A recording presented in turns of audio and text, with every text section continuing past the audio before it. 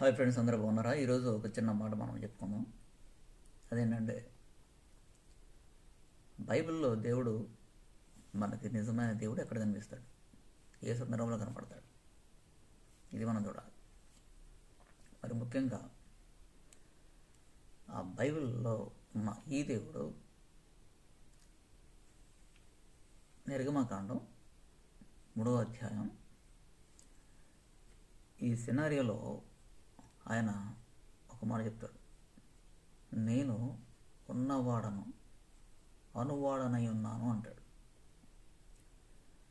ఉన్నవాడు ఎవరు? నేను అనే పదానికి పేరు ఉండదు. ఉన్నవాడను అంటే నేను నిత్యత్వంలో ఉన్నవాడను అని అర్థం. ఒకటి. సో పేరు లేని దేవుడు నిత్యత్వంలో ఉన్నాడు. రెండో మాట ఏమంటాడంటే, నేను వాడనై ఉన్నాను అంటాడు. ఇది మనకు ప్రధానమైనటువంటి కీ పాయింట్. దేవుడు నిత్యత్వంలో ఉన్నప్పుడు ఈ నిత్యత్వంలో ఉన్న దేవుడు మళ్ళీ అను అనే పేరు ఎందుకు చెప్పాడు? ఆ మాట ఎందుకన్నాడు?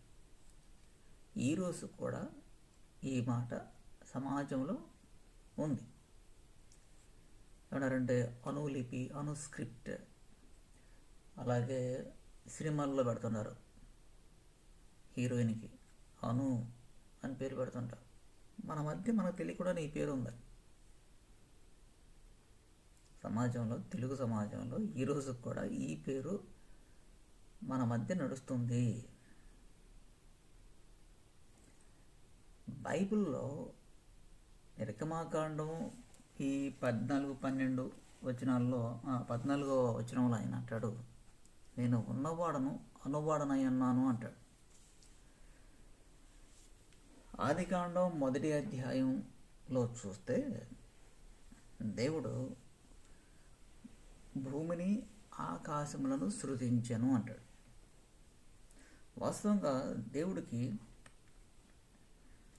ఇంత ప్రధానమైనటువంటి చిన్న విషయం ఎలా చెప్పగలుగుతున్నారు అంటే అర్థం ఏంటంటే, ఇప్పుడు ఒక చిన్న విషయం, నేను భూమిని సృష్టించాను, ఆకాశం సృష్టించాను అని చెప్పుకోవాల్సిన అవసరం లేదు. 1వ అధ్యాయం మొత్తం చూస్తే ఒక కాంపౌండ్ వాడు అన్నిటి కలిపి ఒకటే ఒక మాట ఉంది. ఆయన ఒక్క మాటతో చేశాను, కలుగునగాక. ఇంకంతే.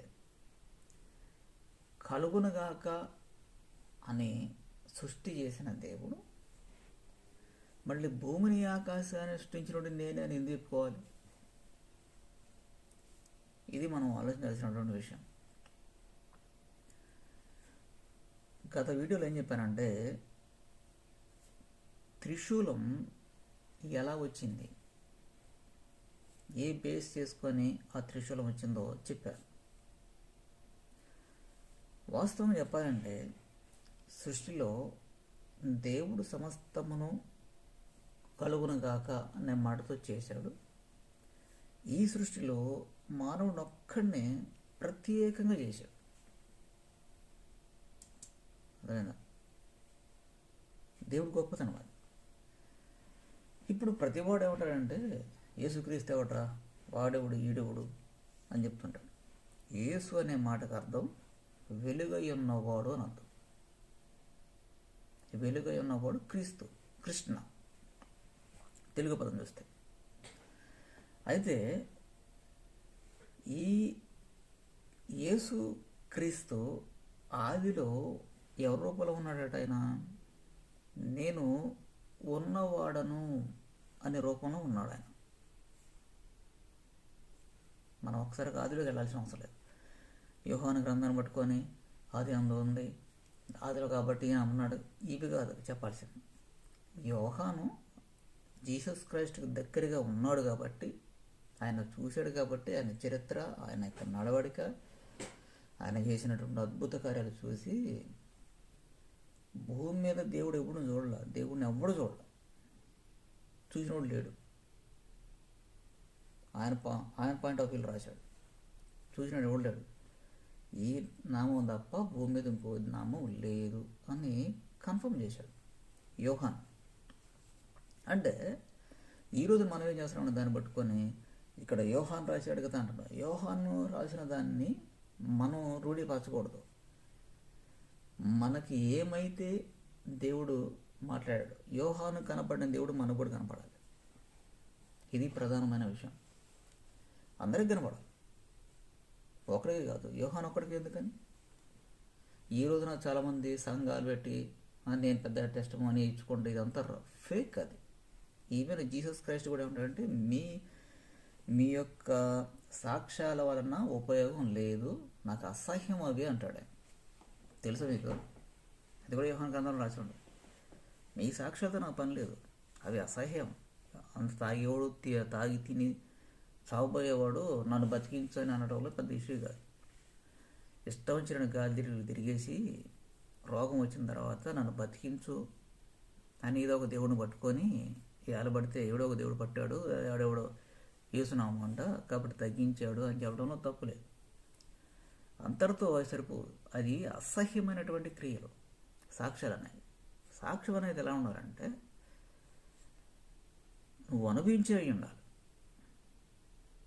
ఈ దేవుడితో ముఖాముఖిగా మాట్లాడేటువంటి దమ్ము కలిగి ఉండాలి.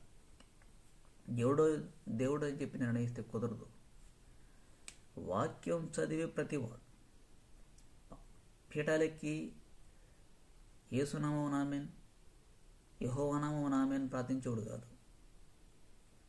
వాడితో కూడా ఈ నేల టికెట్ కూడా దేవుడు ఎవడో ఎక్స్పీరియన్స్ అవ్వాలి. మేలు జరిగితే దేవుడు కాదు, మేలు జరిగితేనే దేవుడు కాదు. గొడ్రాలి పిల్లలను కంటే యెహోవా నామాన్ని పిల్లలను కన్నాను ఆమెను ఉపయోగం లేదు, ఉద్యోగం లేదు.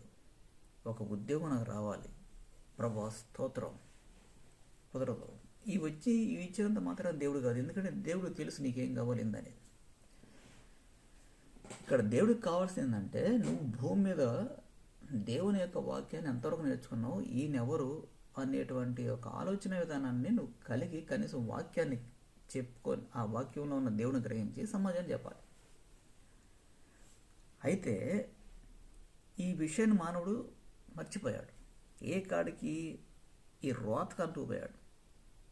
సంసార సుఖాలకి అనుభవించడానికి నాకు అది కావాలి ఇది కావాలి అనేటువంటి ఒక స్వార్థపూరితమైనటువంటి ఆలోచన విధానంతో దేవుడి దగ్గరికి వస్తున్నాడే కానీ ఎవడు దేవుడి మీద ప్రేమతో కానీ దేవుడిని ఒక ప్యాషన్గా తీసుకొని ఆయన నామాన్ని ప్రకటించాలన్నటువంటి ఆలోచన దేవుడు రావట్లేదు. మహామహులు అందరూ చూడండి, పెద్ద పెద్ద పీటలకి ప్రపంచం మొత్తం ఎక్కినోడు కూడా ఏమంటాడు, నేను ఒకప్పుడు ఇలా బతికా, దేవున్న మా బైబిల్ పట్టుకున్నాం, ఊరంతా తిరుగుతున్నా. ఎలా తిరుగుతావు? ఏ రకంగా? పేదవాడి కష్టాన్ని సువాసనగా తీసుకొని ఇష్టం వచ్చి కొనుక్కుంటున్నారు. దేవుడు దాన్ని ఇష్టపడ్డాడు.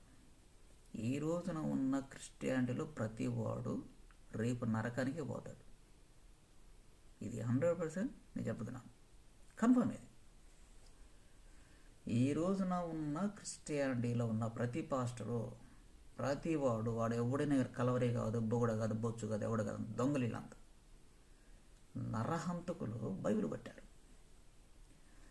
నరహంతకులు బైబిల్ బట్టి సమాజాన్ని దోచుకొని తింటున్నారు. దోచుకొని తినేవాడికి రాజకీయ నాయకులు సపోర్ట్ ఇస్తున్నారు. ఇది ప్రధానమైనటువంటి అత్యంత జగుప్సకరమైనటువంటి క్రియ. రాజకీయ నాయకుడు తప్పు చేస్తున్నాడు. వాడు పొద్దున లేస్తే రాత్రి నిద్రలో కూడా వాడు తప్పే ఆలోచిస్తాడు. సమాజం గురించి పని చేయాలని ఆలోచన ఉన్నప్పటికీ కూడా వాడు చేయలేడు. కాబట్టి దైవత్వాన్ని ప్రేమించే ఎవడు సమాజంలో ఉన్నటువంటి ఈ దరిద్రాన్ని అసహించుకుంటాడు.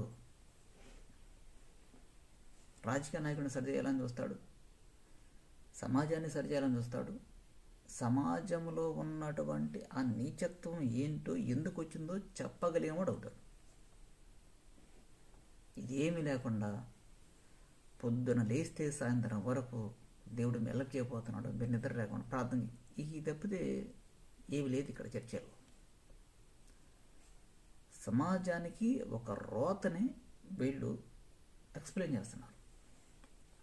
క్రిస్టియన్ నుండి ఎవడు స్వర్గానికి పోడు, వాడు నిత్య నరకానికి వెళతాడు. ఇది కన్ఫర్మ్. క్రిస్టియన్ నుండి ఎవడు పోడు. పుట్టు క్రైస్తవుడు అన్నబడ్డవాడు కూడా పెద్ద బోకుగాడు, వాడు సిగ్గుమాలిన జాతివాడు.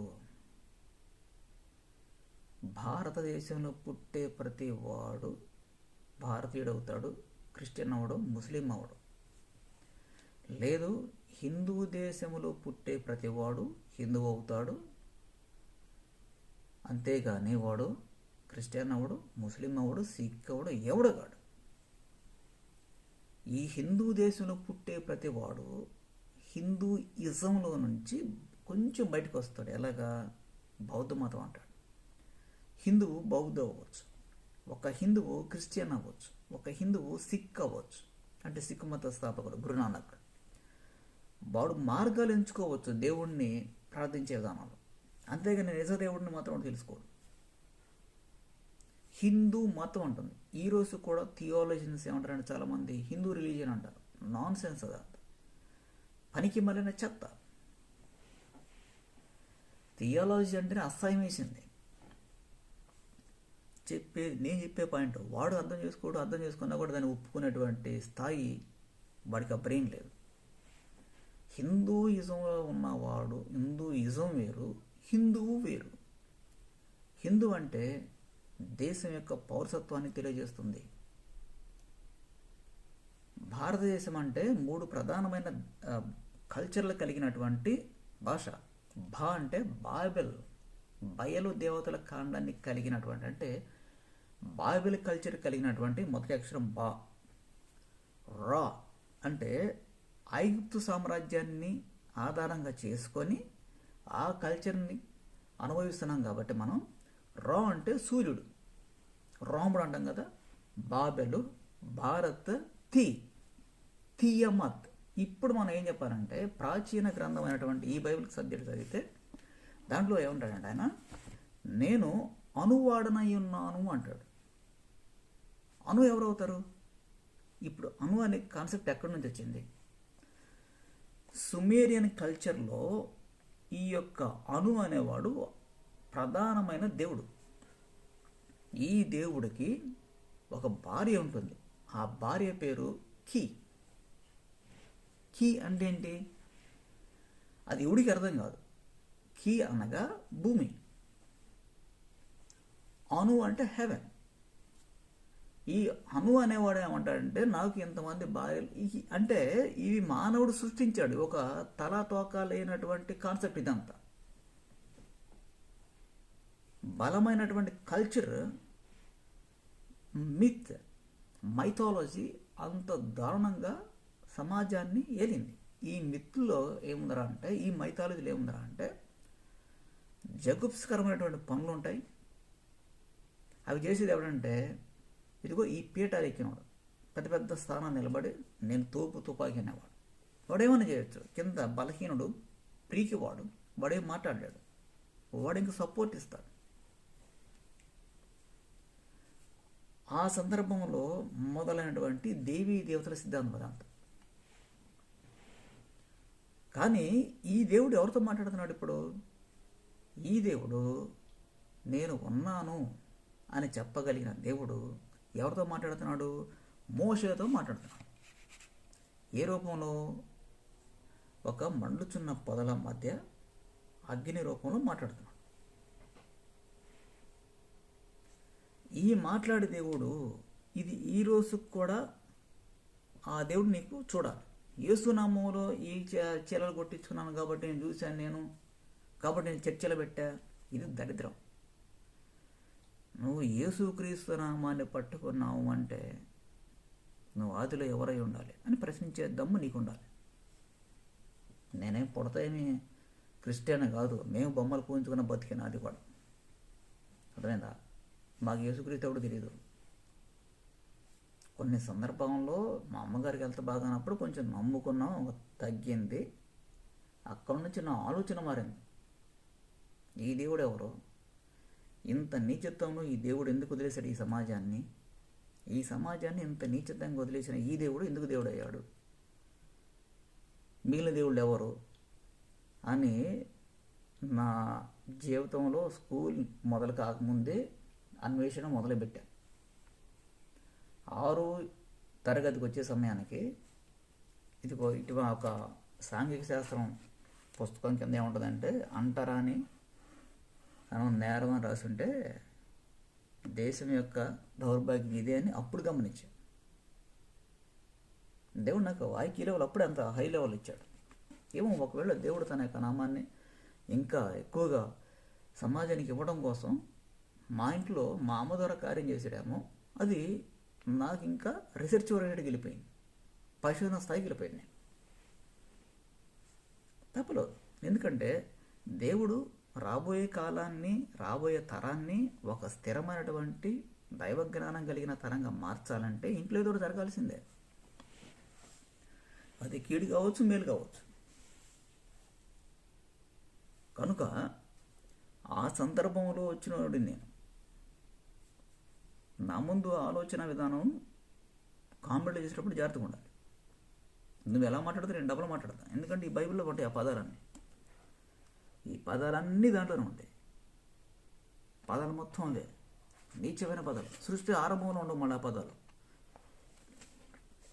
సృష్టి ఆరంభంలో ఈ పదాలు ఉండవు. మానవుడు భరించలేని భాష అది. మానవుడు తట్టుకోలేని భాష అది. ఒక స్త్రీ భరించలేని మాటలు దీంట్లో ఉంటాయి. ఒక పురుషుడు భరించలేని మాటలు అంటే అంత భూత పదజాలం ఈ బైబిల్లో ఉంటుంది. ఒక కుటుంబం భరించలేనటువంటి మాటలు ఈ బైబిల్లో ఉంటాయి. అవన్నీ ఏం చెప్పకుండా ఆత్మల రక్షణ అంటే చెప్పు తీసుకుందానన్నారు మిమ్మల్ని. కుక్కలు బతుకుతున్నాయి, మీరు బతుకుతున్నారు. జనాల కష్టాన్ని తిని బతికి బ్రతుకులరా మీవి.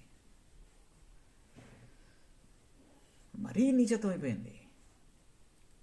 మొట్టమొదటిసారిగా నరకాన్ని చూసేది క్రిస్టియన్ జాతే, ఇంకెవడు చూడవు,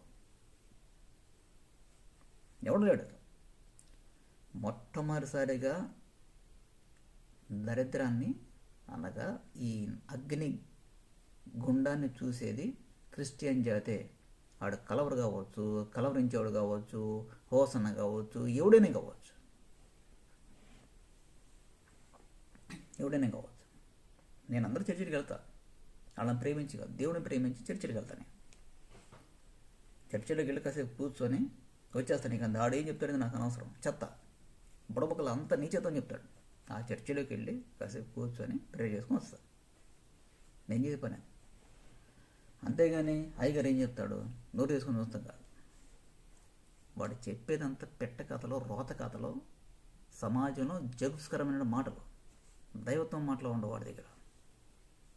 అంత దమ్ముంటే, అంత నిజంగా దైవత్వాన్ని కలిగి ఉంటే ఓల్డ్ టెస్టిమెంట్ చెప్పమన్నాం. అప్పుడు చూద్దాం. ఇంత నీచమైన పదజాలం సమాజంలో జనం కొట్టుకుంటున్నారు, తన్నుకున్నారే. ఈ పదాలు చెప్పండిరా, నిజంగా దేవుడు ఉన్నాడా? ఉంటే ఈ పదాలు చెప్పు, నమ్ముతామరా మేము కూడా అని వాడు అంటున్నాడుగా. ఒక పక్కన బ్రాహ్మణుడు అంటున్నాడుగా. మాకు అర్థం కావట్లేదు ఆ పదజాలం ఏంటి చెప్పడరా మాకు, అంత పెద్ద క్రిస్టియన్ అయితే చెప్పు అన్నాడుగా. ఒక హిందూ అనబడిన వాడు ఆ దేవుడు ఎవడో చెప్పరా, యేసుక్రీస్తు ఓకే మేము అంగీకరిస్తున్నాం, ఈ పదజాలం ఏంటి చెప్పు. ఇంత నీచమైన పదజాలం ఎందుకుంది చెప్పరా? అది చెప్పే దమ్ము లేదు. లంజా కొడకలు ఎదురు వాడి కష్టానికి, దశభాగాలకి, 20% అలవాటు పడితే నీకు దేవుడు ఏం కనపడతాడు? నువ్వు దేవుని ఎందుకు చూస్తావు? వాడి జేబు చూస్తావు, వాడు ఎంత ఇస్తున్నాడో చూస్తావు, ఆ కవర్ ఒకటి ఇస్తావు. ఇవి తప్పేమన్నా ఉందరా మీ దగ్గర? అదేమంటే మేము చేసి సర్వీస్ సూపర్ యూ అసలు నథింగ్. ఇవన్నీ నీచం. నేను సంఘంలో చూస్తుంటాను, ఎంతోమంది సరి చేస్తున్నా కూడా ఆ మంచి పని చేస్తున్నాడుగా ఉంటా. కానీ వాక్యపరంగా చూసినప్పుడు అది చెత్త, అది చెత్త. అంత గొప్ప సమాజంలో ఉన్నాను నీవు, అంత గొప్ప దేవుడు పట్టుకున్నా నీవు రోడ్డు మీద తిరిగేవాడు నువ్వు పట్టుకోవచ్చండి. రోడ్డు మీద తిరిగేవాడు ఫ్యూచర్ ఉండకూడదు. ఎలాగా? ఏ రోడ్డు మీద? రోడ్డు మీద అడుక్కొని పిచ్చోళ్ళు అయ్యి రోడ్డు మీద తిరుగుతుంటాడే, అటువంటి జాతి లేనటువంటి సమాజం రావాలని కోరుకున్నవాడు దైవవాక్యం మాత్రమే చెప్తాడు. ఆ దైవవాక్యం ఎలా చెప్తాడు? రాజకీయ నాయకులకు అంటించాలి. వాడు సమాజాన్ని వెళ్తున్నాడు కదా మరి. వాడు రాజకీయ నాయకుడు సమాజాన్ని వెళ్తున్నప్పుడు వాడు అంత గొప్ప పరిపాలన ఇస్తే రోడ్డు మీద ఈ పిచ్చోడు ఎందుకున్నాడు, అడుక్కునేవాడు ఎందుకున్నాడు, ఈ కొంపగోడు లేకుండా ఎందుకున్నాడు వాడు? ఇవి కాదు నువ్వు చూడాల్సింది. దేవుడు అదే కదా కోరుకుంది. అంత బానిసత్వంలో ఉన్నది కాబట్టి సమాజం ఆనాటి కాలానికి భారత్లో సూర్యదేవర సిద్ధాంతం ఉంది కదా, వాడు సమాజాన్ని సర్వనాశనం చేస్తున్నాడు కాబట్టి కేంద్రం అక్కడ, దైవత్వానికి కేంద్రం అక్కడ పడింది, ఎడారిలో పడింది. సమాజానికి గాలం వేసేవాడు అక్కడ నిలబడ్డాడు. ఎడారి పర్వతాల మీద గొర్రెలు కాసుకునేవాడికి కనపడి నువ్వు రారా పనం అనేతో, నా వల్ల కాదు, నేను మాట్లాడలేను, నేను నా వల్ల కాదు అది, నన్ను వేరా. ఈ సమాజాన్ని రక్షించాల్సిన బాధ్యత ఉంది, రా. నేను నా వల్ల కాదు, నేను రాలేను. నీ చేతుల కర్ర ఒకటే ఉంది, ఈ కర్రతోనే సమాజాన్ని పడగొడతావు. అది కదా దేవుడిచ్చేటువంటి ధైర్యం. సమాజంలో నీచత్వం ఎందుకుంది ఆలోచన చేసి దానిని యేసుక్రీస్తు నామానికి అది పెట్టాల్సిందే, యెహోవా నామానికి పెట్టాలి.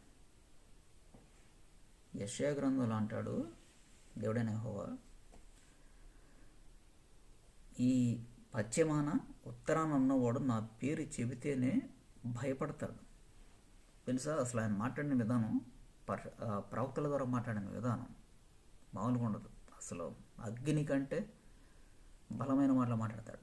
నా పేరు చెబితేనే గడగడలాడాలి ఆ దేశాలు. సినిమాలో చూస్తుంటాం అప్పుడప్పుడు. హీరో కనుక అప్పటి వరకు ఏముండదు ఆ హీరో దగ్గర, అనుకోకుండా ఒక గూస్ బంప్స్ వచ్చేటువంటి యాక్షన్ వచ్చిందనుకో, అప్పుడు ఇట్లా చూస్తాం. ఆ టైప్ మాట్లాడతాడు. నా పేరు చెప్తేనే వెస్ట్రన్ కల్చర్లో ఉన్న ప్రతి వాడు గడగడలాడాలి. తూర్పు దేశాలు ఎలా ఉండో తెలుసా, వాడు నా మహిమకు చూసి భయపడతారు.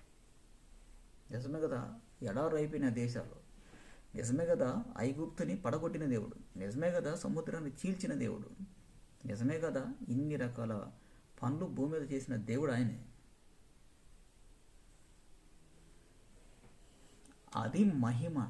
ఆయన గొప్పతనం చూసి భయపడతాడు. ఇది నమ్మటం అసాధ్యమే, కానీ వాక్యానికి కనెక్ట్ అయినప్పుడు ఇది సాధ్యం. జీసస్ క్రైస్ట్ అంటాడు, రహస్యమందు దాచబడినది ఏది బట్ట బయలు కాకమానదు. రహస్యంలో ఉన్న ప్రతీది బయటకు వచ్చేది. యెషయా గ్రంథంలో ఆయన అంటాడు, అదే దేవుడు, నేను క్రొత్త సంగతులను తెలియజేస్తాను అంటాడు. క్రొత్త సంగతులు. నేను రహస్యంగా ఏనాడు ఉండలేదు. నేను దేవుడిగా ఉన్నప్పుడు నేను రహస్యంగా ఉండలేదు. నేను ఎప్పుడు బయటే ఉంటాను, మీ మధ్య ఉన్నా. ఆ సందర్భంలో ఈ దేవుడు మోషే కనపడి ఏమంటాడు, నేను ఉన్నవాడను, నేను అనువాడనై ఉన్నాను. సుమీరియన్ కల్చర్లో అత్యంత దారుణమైనటువంటి స్థితిగతులు ఆనాటి కాలానికే ఉన్నాయి. అర్థమైనా? ఏమన్నాడు సుమీరియన్ కల్చర్లో? ఈ మధ్య కొత్తగా ఒక పదం వచ్చింది, ఒకటి యాడ్ చేస్తున్నారు, అనునాకి అనే కాన్సెప్ట్. బాగా అర్థం, ఆర్కియాలజికల్ డిపార్ట్మెంట్ బాగా తెలుసు అది. అనునాకి, అనునాకి కంటే ముందు అను అని దేవుడు ఒకడు ఉన్నాడు. ఈ నాకి అనేది తర్వాత యాడ్ చేశారు ఆ పదాన్ని. ఈ పూజారులు వీళ్ళు ఉంటారు కదా దరిద్రులు, దాన్ని యాడ్ చేశారు. అనునాకి వేరు, అను వేరు. అంటే అంత పాతోడు వాడు అను అనేవాడు. అను అనేవాడు స్వర్గం అయితే, స్వర్గంలో ఉంటే వీడు భూమి అనేదని పెళ్లి చేసుకున్నాడు. ఇది కాన్సెప్ట్. అందుకనే ఈ దేవుడైన యెహోవా మోషే కనపడి, నేను ఉన్నవాడిని, అనువాడనై ఉన్నాను. ఈడి కొత్త మోషేకి ఈ పదాలు కొత్త కదా మరి. ఆనాడు ఒక నెలలో తీయబడి వాడొచ్చి ఎక్కడో కూర్చుని నెలలో తీసిన తర్వాత ఏదో ఆ యొక్క రాజుల మధ్య పెరిగినోడికి ఇంత సబ్జెక్ట్ ఎక్కడ తెలుసాడికి తెలుసా? నేను అడిగాడు ఎందుకన్నానని క్యాజువల్ మాట్లాడుతున్నాను. ఆయనకి అంత అంత నాలెడ్జ్ లేదు కదా. ఆయనకి అంత నాలెడ్జ్ ఎవడుకుందంటే భూమి మీద ఈ దేవుడు ఒక పర్వతం మీద ఉండి సమాజం గురించి రాస్తూ ఉన్నాడు, ఏం జరుగుతుంది ఏందని. ఇది దైవగ్రంథం అంటే. అప్పుడు నిర్గమాకాండం 24వ అధ్యాయం 12వ వచనంలో అంటాడు, నేను రాసిన ధర్మశాస్త్రము అంటాడు, నేను రాసిన ఆజ్ఞలు అంటాడు. ఎందుకంటాడు ఆజ్ఞలు? అప్పటి వరకు ఎవడితో వ్యభిచారం చేయాలో, ఎవడిని పెళ్లి చేసుకోవాలో, ఎవడిని ఏమేం చేస్తున్నారో ఈ సెక్సువల్ ఇంటర్ కోర్సు దేవుడు దిగి. నేను మాటలు సరిగా మాట్లాడలేను వాడిని, నా వల్ల కాదు. నీ అన్నని విలువ నీతో కూడా మాట్లాడతాడు, స్పోక్స్ పర్సన్ వాడు ఉంటాడు.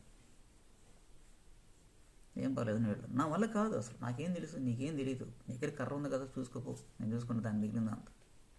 మిరాకిల్స్ స్టార్ట్ అయింది అక్కడి నుంచి. బైబిల్లో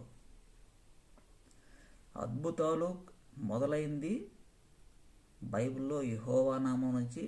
అదే నామాన్ని అడ్డం పెట్టుకొని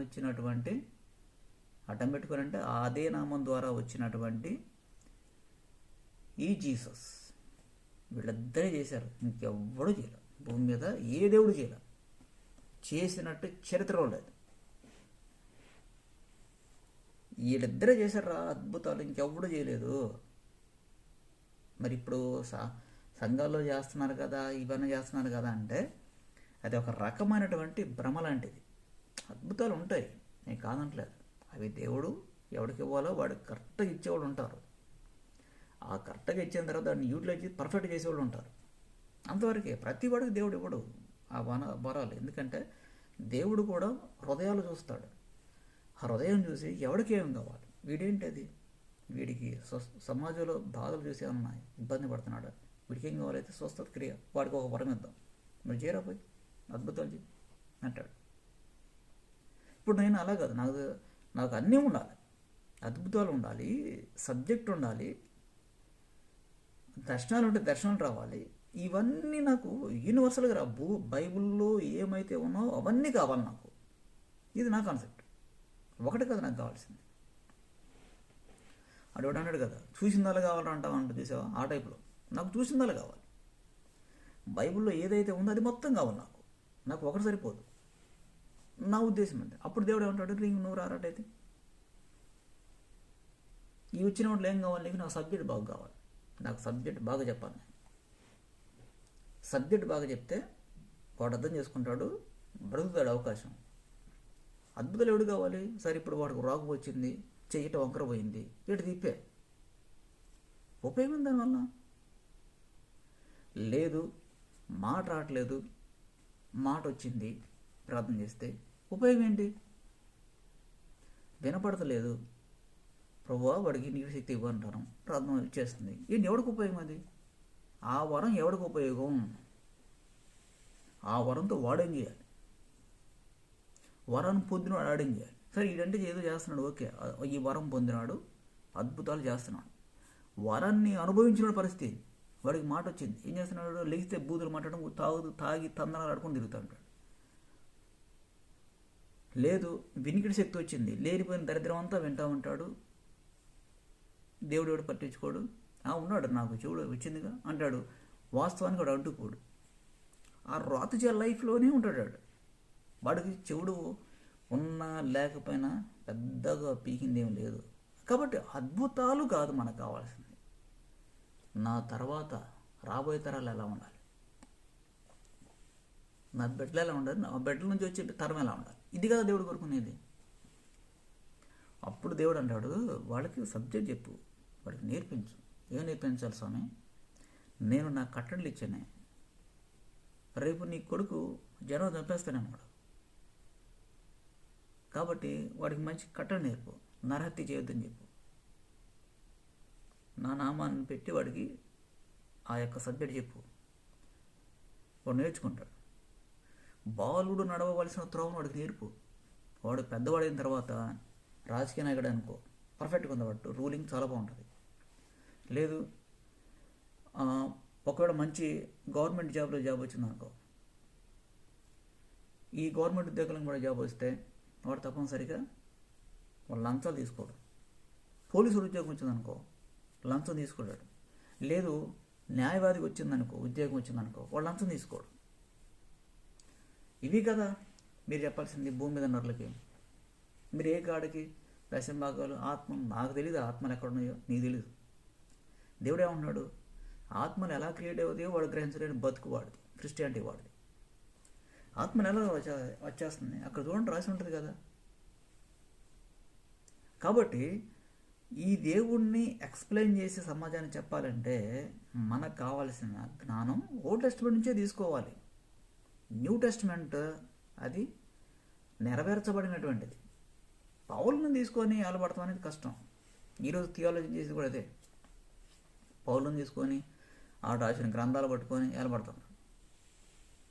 పౌలు కొన్ని పరిశుద్ధాత్మ వరాల ద్వారా చేసిన పనులు ఉంటాయి, దాన్ని అంగీకరిద్దాం. అదే పౌలు సొంత ఆలోచనలు చేసి సమాజాన్ని తప్పుదో పట్టించిన రోజుల్లో కూడా ఉన్నాయి, దానిలో రాసి ఉంటుంది. మానవుడు దేవుడితో కలిసి నడిచినవాడు కాదు పౌలు, just is like a man, వాడంతే. అంతకు మించి పౌల్లో గొప్పతనం ఏమీ లేదు. పౌలు నరహంతకుడే. పౌలు సమాజంలో ఒక యోధ జాతి, నేను పెద్ద తుపాకీ అనుకుని తిరిగినోడే. ఏదో దేవుడు దెబ్బ కొట్టేసరికి కింద పడిపోయి ప్రభువా నువ్వెవరు అన్నాడు అంతే. అప్పుడు ఏదో ఆ పరిశుద్ధాత్మ వరాన్ని పట్టుకొని తిరిగాడు. అంతకు మించి సబ్జెక్ట్ ఏం లేదు ఆయన దగ్గర. అది కదా నీకు కావాల్సింది. మనకు కావాల్సిన ఓల్డ్ టెస్ట్మెంట్. ఓల్డ్ టెస్ట్మెంట్లో ఈ యొక్క దేవుడు ఎంత గొప్పగా ఉన్నాడు. కాబట్టి దీని కంటిన్యూషన్ ఇంకా ఉంది. అది కాకపోతే నాకు సీక్వెల్ చేయడం కుదరట్లేదు, ఎందుకంటే టైం కుదరదు. నేను పనికి పోవాలి, ఏదో జాబ్ చేసుకోవాలి, అర్థమైందా? కాబట్టి టైం ఉండట్లేదు. సరే కుదిరితే మనం ఎట్టి పరిస్థితుల్లో మనం అన్ని పనులు, అన్ని రకాలైన వాక్యాలు మనం చేద్దాం, ఆ వీడియోలో మనం చెప్దాం. సమాజం వెలుగులో నడవాలి, చీకట్లో కదా నడవాల్సింది. డబ్బు తీసుకుంటారు, అప్పులు తీసుకుంటారు. అప్పులు ఎవరు ఇవ్వడానికి ప్రాణం ఒప్పదు. కారణం ఏంటి? అది దురాత్మ ఉంది, వాళ్ళు చిక్కులు పెట్టింది. అప్పు ఇచ్చాడు కదా, సమయానికి అప్పు ఇచ్చాడు కదా, తీర్చు. ఇది కదా దైవత్వం, ప్రేమతో తీర్చు. సమయానికి అప్పు ఇచ్చావరా, చాలా థ్యాంక్స్. సమయానికి ఆదుకున్నావు, లేకపోతే కష్టం బాబోయ్, తీసుకోమని నాకు వచ్చినాయి. ఇది కదా ప్రేమించడం అంటే. అప్పులు తీసుకోవడం, మళ్ళీ ప్రాణాలు అప్పకుండా నేను ఎత్తాను అప్పుడు ఎత్తాను అంటే రోత. అది ఆ డబ్బు ఇవ్వట్లేదంటే, ఆ డబ్బు నీ ఇంట్లో పెట్టామంటే ఆ కొంప పాపంగా మారిపోయినట్టు అర్థం. డబ్బుకి కూడా కనెక్ట్ అవ్వకూడదు. డబ్బు కనెక్ట్ అయ్యావా దురాత్మ నీలో ఉన్నట్టే. ఈ భూమి మీద ఉన్న వనరులు కనెక్ట్ అయ్యావా దురాత్మలో నీలో ఉన్నట్టే. నీళ్ళు లేకుండా ఉండాల్సింది ఇవి అవసరమే. మనకి డబ్బు అవసరం లేదా? అవసరమే. సంపాదన అవసరమే. ఆ కష్టం తగిన ఫలితం అనుభవించు. కోటలు కట్టుకొని బతికి చచ్చిపోయా అంత సీన్ లేదు అక్కడ. నీ కళ్ళ ముందు, నా కళ్ళ ముందు ఎంతోమంది రాజులు మట్టి గరిచిపోయారు. వాళ్ళు కట్టిన గోడలు అలాగే శిథిలావస్థలో ఉన్నాయి. ఆ రాజు ఎడిపోయాడు, ఈ శిథిలావస్థలు ఎడిపోయినాయి. ఆడ కట్టుకున్న గోడలు మొత్తం నాశనం అయిపోయినాయి. వాడిని చూస్తూ మనం అబ్బా భలే భలే కట్టడాలు రాన్నాం, కానీ వాడు ఎంతమంది రక్తాన్ని చిందించి వాడు ఆ గోడలు కట్టాడు తెలుసా?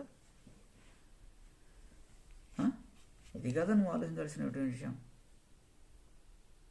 ఏ కాడికి మంచి మంచి సోపులు వేసుకోవద్దని అంటలా, మంచి బట్టలు వేసుకో కాదంటలేదు. జనాల సొమ్ముతో వద్దు. జనాల కష్టంతో నువ్వు నీ బట్ట మీద, నీ ఒంటి మీద బట్ట ఉండడానికి వీలేదు. నీ కష్టంతో కొనుక్కో, చక్కగా కొనుక్కో, ఉన్న దాంట్లో చక్కగా ఉండు.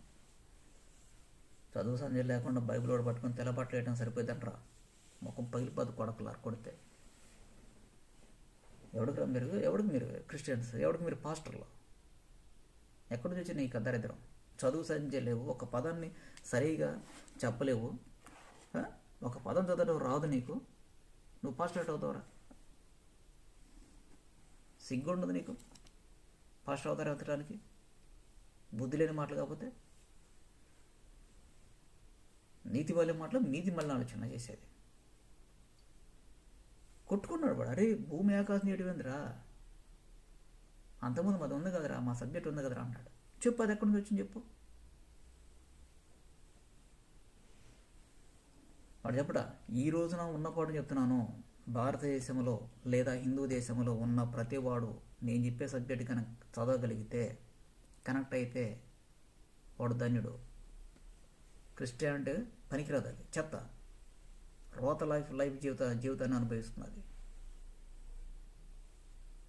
పుట్టు క్రైస్తవులు కాదు, బోడు కాదు, ఎవడు అంత రాంగ్. ఇది హిందూ మతం రాంగ్, తప్పది. హిందూ మతం అనుకోవడానికి వీలేదు. హిందువులు హిందూయిజంలో ఉన్నారు,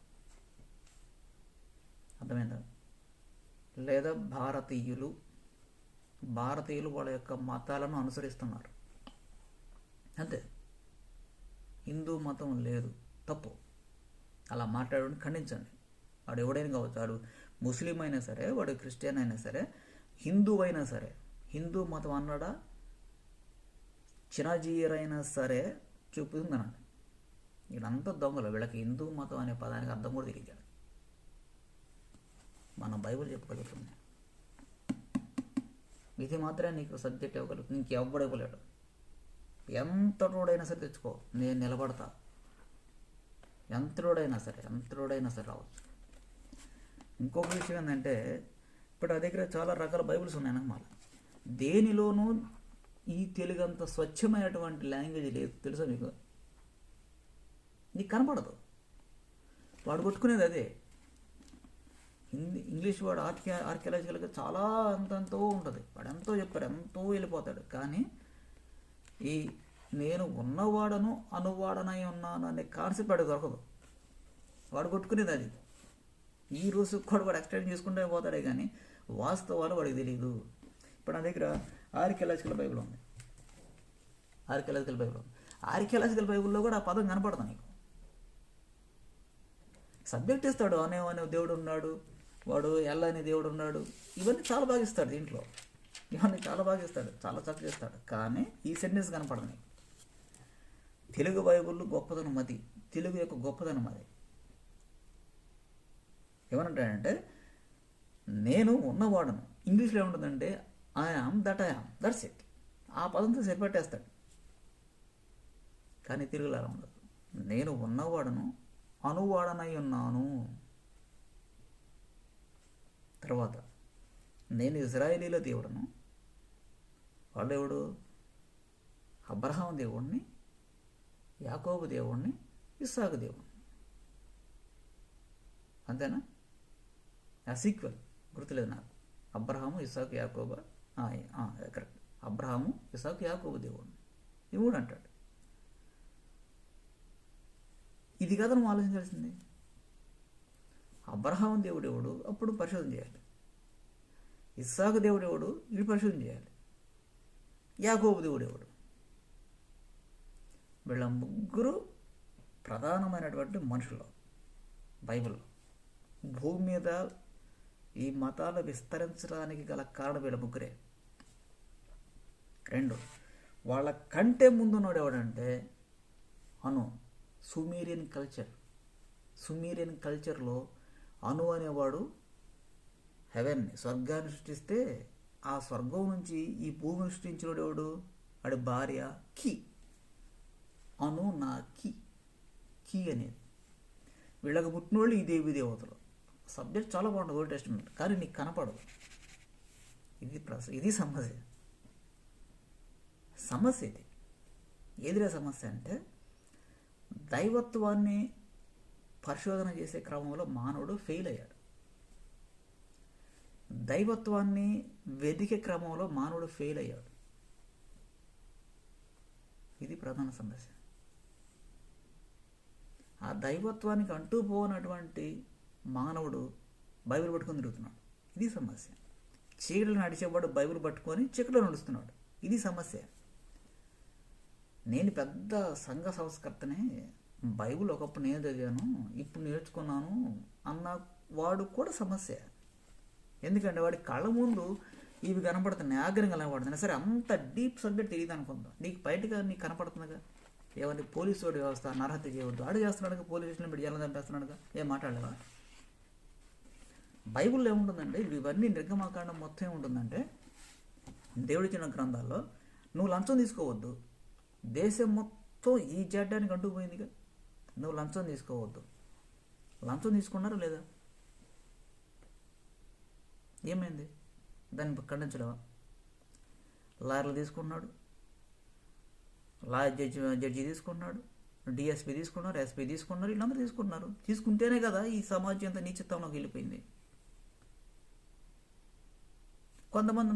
కొంతమంది నీతి నిజాయితీగా ఉన్నవాళ్ళు చంపేస్తున్నారు. ఇదే కదా సబ్జెక్టు. అదే ఓల్డ్ టెస్టమెంట్ అని చెప్పవచ్చు కదా, అది తెలీదు. బైబిల్ పట్టిన బ్రాహ్మణులు కూడా పరమసుంటరు. బైబిల్ పట్టిన బ్రాహ్మణులు కూడా పరమసుంటులాడు. పండిత పుత్ర పరమసుంట అన్నప్పటికి కూడా వాళ్ళే. నేను మొన్న పేరు చెప్తాను, మంగాచార్య కుర్రాడు. నేను ఎప్పుడో ఒకప్పుడు ఒక 8 years ago నేనేం చేశాడు, ఒక మెసేజ్ చూశాను. కుర్రాడు మంగాచార్యులు బ్రాహ్మణుడు అంటే బైబిల్ పట్టాడు, ఓకే పర్లేదు, ఫాలో అవుతున్నాను. అంటే ప్రతిరోజు ప్రతి వీడియో ఫాలో అవును, చూస్తున్నాను. ఈ కుర్రాడు అసలు ఏం చెప్తున్నాడంటే అంత ఏం ఉండదు, ఏసునామం తప్ప వీళ్ళ దగ్గర ఏముండదు. ఇంకా పరమసుంటలు వీళ్ళంతా, ఉపయోగము లేని బ్రాహ్మణ జాతి బిడ్డలు. బ్రతకడం కోసం బైబిల్ పట్టాడు ఆయన. అక్కడ ఈ బైబిల్ పడతాం కంటే ఆయన పెండాలు పెట్టుకోవడం మంచిది. ఓల్డ్ టెస్టిమెంట్ చెప్పడం బ్రదర్, ఓల్డ్ టెస్టిమెంట్లో చెప్పారనుకోండి. మొన్న నేను మాట్లాడాను, నేను చెప్పడం బ్రదర్, దాడి చెప్పాడు, నన్ను నా వల్ల కాదు. మేము చెప్పాం బ్రదర్, ఓల్డ్ టెస్టిమెంట్ చెప్పినప్పుడు నీకు బైబిల్ ఎందుకు? ఎవరు చెప్పుకున్న పోతావు? పాత ఇప్పుడు ఒకవేళ చెప్పే బ్రాహ్మణుడు కృష్ణుడి గురించి చెబుతున్నాడు, భగవద్గీత అదే కదా. భగవద్గీత ఏముంది? నువ్వు దాని బదులు భగవద్గీత చెప్పుకొని పో. భగవద్గీత చెప్పామనుకో, ఈ మంగాచార్యులు కానీ ఈ బ్రాహ్మణుడు కానీ బెస్ట్ కదా అది. ఎందుకంటే దీని సారాంశం మొత్తం ఎక్కడి నుంచి తీసుకున్నారు అంటే యశగ్రంథం నుంచి తీసుకుంటారు. ఛాలెంజ్ ఈ పద్ధతి, నేను నిలబడి ఉంటాను. ఇది మొత్తం భగవద్గీతకు సారాంశం మొత్తం ఎక్కడి నుంచి తీసుకున్నారంటే ప్రవక్తల మాటల నుంచి తీసుకొని దాని శ్లోకాల రూపంలో రాస్తే మళ్ళీ ఇప్పుడు దాన్ని తెలుగులోకి ట్రాన్స్లేట్ చేసుకొని చదువుతున్నాం అంతే. అంతకు మించినటువంటి గొప్ప సబ్జెక్ట్ ఏం కాదు ఇది. దీని నుంచి కూడా ఆర్కియాలజికల్ వెళ్ళిపోయింది తెలుసు మీకు. దీని నుంచి కూడా నేను ఆర్కియాలజికల్ వరకు వెళ్ళిపోయి ఇది చెత్త, ఇది పనికిరాదు సమాజానికి, భారతదేశానికి ఇది పనికిరాదు, భారతదేశానికి ఇది ప్రపంచానికి కూడా పనికిరాదు. బైబిల్ మాత్రమే ప్రపంచానికి పనికి వచ్చేది. బైబిల్ మాత్రమే ప్రపంచానికి మనకి దేనికి పనికిరాదు. చదువుకొని సోలేసుకోవడం తప్ప ఉపయోగం లేదు. భక్తి యోగ కారణం ఒకటి ఉంది తెలుసు మీకు. దీంట్లో భక్తి యోగం సరే ఇప్పుడు అది తీసే టైం పట్టుకురా. భగవద్దివ్య జ్ఞానంలో దాసు శిలాజాతి నీ గురించి మాట్లాడతాను. నేను ఆర్కియాలజికల్ వెళ్ళిపోయినటువంటి సబ్జెక్ట్ ఇక్కడే ఉంది కదా. సింపుల్ ఒకే ఒక లైన్తో వెళ్ళిపోయాను, ఎటు వెళ్ళిపోయింది. ఒకే ఒక లైన్ ఏమే. అట్ ద సేమ్ టైం అంతకుముందు నేను కొంచెం కులాల గురించి మాట్లాడడం కూడా మాట్లాడేశాను. ఇప్పుడు చూడు, భగవద్గీత జ్ఞానంలో ఏముంటుందంటే నన్ను సంపూర్ణముగా ఎరుగని మందబుద్ధులు దేవాది దేవుడనైనా నేను బ్రాకెట్లో కృష్ణుడు అని పేరు పెట్టాడు. మళ్ళీ నేనెవరు? పేరు లేని దేవుడు. బైబిల్ ఏముంది? నేను ఉన్నవాడను అనువాడనై ఉన్నాను. సరే, అనువాడని కాదు తీసి పక్కన ఉండదు కాసేపు. నేను ఉన్నవాడను. నేను అనేవాడు నేను ఎగ్జిస్టెన్స్ను నిత్యత్వంలో ఉన్నవాడను. నిత్యత్వంలో ఈ కృష్ణుడు అన్నాడా? ఉంటే రాయాలిగా మరి. దీన్ని కంటిన్యూషన్ కూడా చెప్పాలి కదా, దీన్ని ఆర్కియాలజికల్ రెఫరెన్స్ కూడా చెప్పాలి కదా. చెప్పలేదే మరి. దీంట్లో పురావస్తు శాఖ కూడా చెప్పాలిగా, దేశాలు ఎలాగని చెప్పాలిగా. ఎందుకు చెప్పలేదు? ఏ కారణం చేసి చెప్పలేదు? ఇటీవల ఉపయోగం ఉంది అప్పుడు. టీఎం కొనోడికి అధికారం ఇచ్చినా ఉపయోగం లేదు, జనం తప్పుడు తిరుగుతున్నాడు వాడు కూడా. సరే చూడ, నేను తొలుత నిరాకారుడనై ఉండి, అంటే నేను ఉన్నవాడును అన్నాడు కదా, అంటే ఆకారం లేదు. ఇప్పుడు ఈ రూపము దాల్చితినని భావిస్తారు వీళ్ళు. భావించారంట. అజ్ఞాన వశమున వారు నాశరహితమును మరియు అత్యుత్తమగును అగు నా దివ్య స్వభావమును ఎరుగలేరు. పర్ఫెక్ట్. ఇది బైబిల్ నుంచి తీసుకున్నాను చెప్తున్నాను కదా. This is the Bible. ఏమని రాసిందో మళ్ళీ చెప్తున్నాను. నన్ను సంపూర్ణముగా ఎరుగని మందబుద్ధులు దేవాది దేవుడైన నేను, పేరు లేదు మళ్ళీ, బ్రాకెట్లో కృష్ణుడు అని పేరు పెట్టారు. సరే కాసేపు పక్కన పెడదాం. తొలత నిరాకారుడనై ఉండి, నేను అనేవాడు ఎలా ఉన్నాడు? నిరాకారము కలిగి ఉన్నాడు. ఇక్కడ బైబిల్లో ఏముంది? నిర్గమాకాండం 3వ అధ్యాయం 14వ వచనంలో నేను ఉన్నవాడను అన్నాడు. నేను అనేవాడి పేరు లేదు, ఉన్నవాడు, ఎగ్జిస్టెన్స్లో ఉన్నవాడు, అంటే ఆకారము లేనివాడు. ఇప్పుడు ఈ రూపము దాల్చాడట. చెప్పింది ఎవడు? రూపం దాల్చని చెప్పింది ఎవడు? దేవుడు చెప్పుకుని నేను ఈ రూపంలో ఉన్నానని. దేవుడు నేను ఆ రూపంలో వస్తాను, రావాలి అని తను ఆలోచించుకున్నాడు. అప్పుడు యెషయా గ్రంథం మనకి క్లియర్గా ఉంటుంది. ఏమని వస్తుందో తర్వాత చెప్పుకుందాం దాని గురించి. ఏమని? ఇప్పుడు ఆ అజ్ఞాన వశమున వారు నాశన రహితమును మరియు అత్యుత్తమును అగు నా దివ్య స్వభావమును ఎరుగలేరు.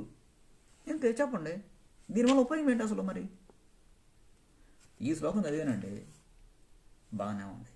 దేవుడికి రూపం లేదు.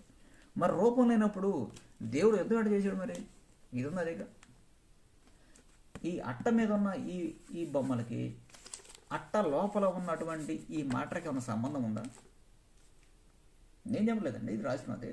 ఎరా దాసు, నువ్వు కాళ్ళు మొక్కటానికి కూడా పనికిరా అన్నటువంటి ఒక మనిషివిరా. ఫస్ట్ టైం మొట్టమొదటిసారిగా చాలా బాధపడ్డాను రా నీ విషయంలో. మానసికంగా చాలా బాధపడ్డా. కాళ్ళు మొక్కడానికి కూడా పనికిరాడాడు, టచ్ చేయడం కూడా పనికిరాడా. చిన్నజీరి సమయంలో కాళ్ళు పట్టుకున్నావా? మీరు మీ యొక్క ఏదో అనుగ్రహం మా మీద ఉండాలి స్వామి అన్నావా? ఆయన మొక్కావా? టక్కన వెనక పెరిగిద్దాడు. కాళ్ళు మొక్కడానికి కూడా పనికి రాని ఒక పనికి మాలిన చెత్తవు నువ్వు. నువ్వెంత, నీ బ్రతుకెంత? బైబిల్ లుచ్చ పుస్తకం ఉంటావురా నువ్వు? అట్ట మీద ఉన్న దానికి అట్ట లోపల ఉన్న మ్యాటర్కి కూడా సంబంధం లేనటువంటి సబ్జెక్ట్ చదువుకుంటా ఏంటో నువ్వు మాట్లాడేది? దైవత్వాన్ని ఎక్స్ప్లెయిన్ చేయాలంటే నేను రా. బైబిల్కి నేను స్పోక్స్ పర్సన్ని. మత గ్రంథాలు ఏమైనా ఉన్నాయనుకో వాటికి నేనే స్పోక్స్ పర్సన్ని. నేను చేసేసానా? ఇది కాపీ కొట్ట చూస్తున్నాను రా బాబు. కాపీ కొట్టారు, ఇది శ్లోకాల రూపంలో రాసిరే. దాని తర్వాత ఆర్కియాలజీకి ఎలా వెళ్ళిపోయాను తర్వాత చెప్తాను. కాబట్టి దాసు, బైబిల్ బాగా చదువు. ఓల్డ్ టెస్టిమెంట్ చదివామనుకో ఒక ఛాలెంజింగ్ మనిషి మళ్ళీ దేవుడు సమాజంలో చూస్తాడేమో బహుశా. నువ్వు ఏ లుచ్చా పుస్తకం అయితే బైబిల్ అని అన్నావో అదే లుచ్చా బైబిల్ నిన్ను సమాజంలో గుండె పగిలేలా చేయిస్తుందేమో. ఆలోచించుకో. ఏమని? ఈ దేవుడే దేవుడు రా, ఇంకో దేవుడు లేడని నీ ద్వారా ఆయన చెప్పిస్తాడు. ఓకే, చెప్పించగానే పెద్ద పీకిందేమి లేదు. నువ్వు ఎవడకు లాభం? నువ్వు అంతా నువ్వు ఊడితే అంత. నువ్వు ఆఫ్టర్ హిమ్మనరా. నీలాంటి వాడు చాలామంది ఈ బైబిల్లో తెలుసు నీకు. ఇక్కడ కనపడరు, బైబిల్లో కనపడతాడు. ఆడెవడో ఎలా ఉంటాడో తర్వాత తీసుకొద్దాం. అంతవరకు సెలవు. Thank you very much.